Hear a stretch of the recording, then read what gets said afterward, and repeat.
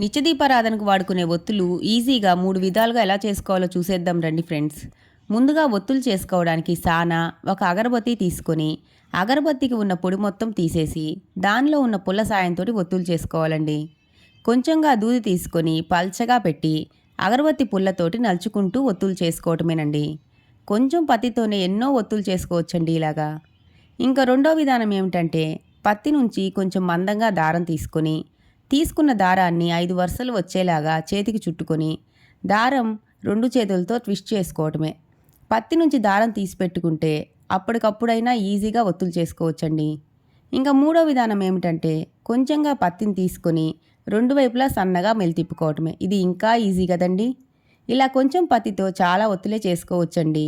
బజార్లో దొరికే ఒత్తుల కంటే ఇవి ఎక్కువసేపు కూడా వెలుగుతాయి. మీరు కూడా ట్రై చేసి చూడండి friends. Please like, share and subscribe to my channel friends. By by.